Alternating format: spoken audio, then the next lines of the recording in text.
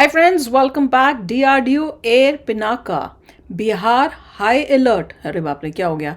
DRDO ये क्या Rudram 4 hypersonic 300 kilometre plus missile range. चलो देखें, वीडियो शुरू करते हैं। वीडियो शुरू करने से पहले अगर आप चैनल पर नए हो और आपने अभी तक सब्सक्राइब नहीं किया तो जल्दी से पहले सब्सक्राइब के बटन और बेल आइकन को क्लिक कर लो ताकि आपको हमारे सारे न्यू वीडियोस के नोटिफिकेशन मिल जाएं जैसे हम अपलोड करें। अगर आपको वीडियो पसंद आता है प्लीज लाइक एंड शेयर। चलिए शुरू करते हैं। जय हिंद डिफेंस लवर्स। आज की टॉप हेडलाइंस कुछ इस प्रकार है।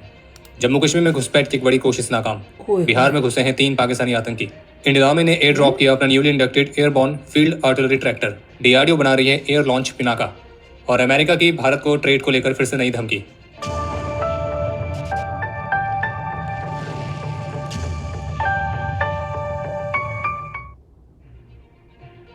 जम्मू कश्मीर के बंदीपोरा में आर्मी और जम्मू कश्मीर पुलिस ने इंटेलिजेंस इनपुट्स के आधार पर एक जॉइंट ऑपरेशन लॉन्च किया था जिसमें संभावित घुसपैठ के बारे में इनपुट्स मिले थे।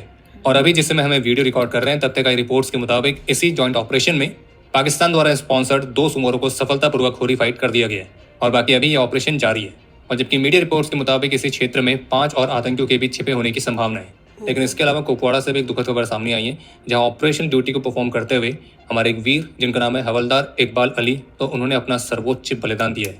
हम ईश्वर से प्रार्थना करते हैं कि हमारे इस वीर की आत्मा को शांति मिले और ये देश इनके सर्वोच्च बलिदान के लिए सदा इनका ऋणी रहेगा। इसके अलावा एक बड़ा अपडेट यह है जिसमें ऑफिशियल्स की तरफ से बताया गया है कि 3 पाकिस्तानी आतंकियों के नेपाल बॉर्डर से होते हुए बिहार में घुसपैठ करने के इनपुट्स हैं। और इंटेलिजेंस एजेंसीज की तरफ से जारी किए गए इनपुट के बाद से जो भारत की सिक्योरिटी एजेंसीज हैं वो हाई अलर्ट पर हैं।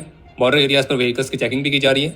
और जो ये 3 आतंकी बिहार में घुसे हैं तो उनकी पिक्चर्स भी जारी की गई हैं। ये तीनों ही पाकिस्तानी आतंकी हैं जो कि जैश से लिंक रखते हैं और उनके नाम है हसनैन अली, आदिल हुसैन और मोहम्मद उस्मान। और इनकी जानकारी देने वाले को 50,000 रुपए का रिवॉर्ड देने की अनाउंसमेंट भी की गई है। और इसलिए हमारा आप सभी से अनुरोध है कि इन तीनों पाकिस्तानी आतंकियों की पिक्चर्स को आप जितना ज्यादा वायरल कर सकते हैं उतना ज्यादा वायरल करिए। और ये तीनों अगर कहीं भी दिखते हैं तो तुरंत ही पुलिस के बारे में इनको रिपोर्ट करें। पहचान नहीं जाएंगे। अब टर्की ने भी अपने पहले multi layered integrated air defence system को अनवील किया है जिसका नाम है स्टील डोम। और टर्की के मुताबिक जो ये स्टील डोम है जिसमें टर्की के सी बेस्ड और land based air defence platforms और सेंसर्स को एक सिंगल नेटवर्क में इंटीग्रेट किया गया है। और टर्की ने अपने सिस्टम पर पिछले साल से ही काम स्टार्ट किया था। और इसी सिस्टम के तहत टर्किश आर्म फोर्सेस को $460 मिलियन की कीमत पर 47 व्हीकल्स ऑलरेडी डिलीवर किए जा चुके हैं। और ये जो व्हीकल्स हैं इनमें radar systems, anti aircraft batteries, electronic warfare equipment, supporting platforms, तो इन सभी का कॉम्बिनेशन भी शामिल है जो कि टर्की के स्टील डोम सिस्टम की पहली ऑपरेशन लेयर का हिस्सा है। और टर्की का कहना है कि उनका जो ये नया सिस्टम है ये टर्की के दोस्तों में एक विश्वास जगाएगा और टर्की के दुश्मनों के अंदर डर। और उनका ये भी कहना था कि जब बात आएगी हवाई सुरक्षा की तो अब टर्की भी एक अलग ही लीग में प्रवेश कर चुका है। और टर्की का कहना है कि उनका ये स्टील डोम टर्की के आसमान को हर तरह के खतरे से बचाएगा। बाकी वो बात अलग है कि अग्नि 5 तो फिर भी पहुंची जाएगी। इंडियन आर्मी की सर्विस में newly inducted airborne field artillery tractors को उनके ऑपरेशनल वैलिडेशन के दौरान सफलतापूर्वक एयर ड्रॉप किया गया था जिसे इंडियन आर्मी की एलिट शत्रुजीत ब्रिगेड के पैरा बुल्स ने कंडक्ट किया था। ये जो इंडियन आर्मी का फील्ड आर्टिलरी ट्रैक्टर है तो ये अपनी तरह का पहला ऐसा व्हीकल है जिसे एयरबॉर्न ऑपरेशंस के लिए आर्टिलरी गन्स को टो करने के लिए डिजाइन किया गया है। और इस फील्ड आर्टिलरी ट्रैक्टर को भारतीय सेना ने इन हाउस ही डेवलप किया है जो कि indigenous innovation, mission focus, adaptability और नेक्स्ट जेन ऑपरेशन रेडीनेस का सिंबल है। और इस ट्रैक्टर के एयर ड्रॉप के बारे में आर्मी के सूर्या कमांड के ऑफिशियल एक्स हैंडल से पिक्चर्स भी पोस्ट की गई है। इसके अलावा एक और अपडेट है कि अभी हाल ही में हिमालय की 15,000 फीट की ऊंचाई पर भारतीय सेना के गोल्डन की वॉरियर्स ने एक ऑफेंसिव ड्रिल को कंडक्ट किया था। और इस ड्रिल के दौरान नेक्स्ट जनरेशन के ड्रोन्स, ISR ड्रिवन टारगेटिंग और प्रिसिशन स्ट्राइक्स, एक्सट्रीम कंडीशंस में कॉम्बैट डोमिनेंस, तो इस तरह की अलग अलग एक्टिविटीज कंडक्ट की गई थी। भारत की अपकमिंग रुद्रम 4 मिसाइल को लेकर कुछ और रिपोर्ट्स देखने को मिली हैं जिनके मुताबिक जो रुद्रम 4 मिसाइल होगी वो हाइपरसोनिक मोड में 300 किलोमीटर तक की दूरी तक जा सकेगी जबकि सबसोनिक मोड में 1500 किलोमीटर तक। और दुश्मन के एयर डिफेंस सिस्टम्स को चकमा देने के लिए लो ऑल्टीट्यूड्स पर यह मैन्यूरेबल फ्लाइट रूट्स का इस्तेमाल करेगी। और लगभग मैक 5 तक की रफ्तार वाली इस मिसाइल को दुश्मन के एयर डिफेंस सिस्टम्स के लिए रोकना काफी मुश्किल रहेगा। बाकी इसके अलावा डीआरडीओ के पिनाका रॉकेट्स के एयर लॉन्च वर्जन को भी विकसित करने की योजना है। और एयर लॉन्च पिनाका रॉकेट्स को Su-30 MKI या फिर रफाल जैसे एयरक्राफ्ट से लॉन्च किया जा सकेगा। और ये लो कॉस्ट वाले रॉकेट्स दुश्मन के हाई कॉस्ट वाले टारगेट्स को तबाह करने में काफी मददगार साबित हो सकते हैं। एक तरफ जहां ट्रंप एडमिनिस्ट्रेशन की तरफ से भारत पर हाई टैरिफ लगाया गया है वहीं दूसरी तरफ ट्रंप के जो टॉप इकोनॉमिक एडवाइजर हैं वो भारत को धमकी देते हुए दिख रहे हैं कि अगर भारत रशिया के साथ अपने क्रूड ऑयल के ट्रेड पर रोक नहीं लगाता है तो अमेरिकन राष्ट्रपति भारत के इंपोर्ट्स पर उनके दंडात्मक टैरिफ पर अपने रुख में ढील नहीं देंगे। यानी कि सीधे सीधे वो ये कहना चाह रहे हैं कि अगर भारत ने तो अमेरिका क्या की बात deal नहीं देंगे? मानी दे तो तो लगा इंडियन तो गुड्स दिए। पर अमेरिका का टैरिफ ऐसे ही रहने वाला है। वैसे इससे एक बात तो स्पष्ट होती है कि अमेरिका भारत पर दबाव बनाने की कोशिश तो पूरी कर रहा है, लेकिन भारत ने भी अपनी पोजीशन बिल्कुल स्ट्रांगली होल्ड करके रखी हुई है और भारत वही कर रहा है जो कि भारत के राष्ट्र हितों के लिए सही है। बाकी यूएस ऑफिशियल तो यही मान रहे हैं कि जो भारत है वो नेगोशिएशंस के मामले में थोड़ा अनकोऑपरेटिव है और शायद यही बात अमेरिका को सबसे ज्यादा फ्रस्ट्रेट कर रही है और इसी वजह से उनकी तरफ से इस तरह के अलग अलग अतरंग के बयान भी देखने को मिल रहे हैं।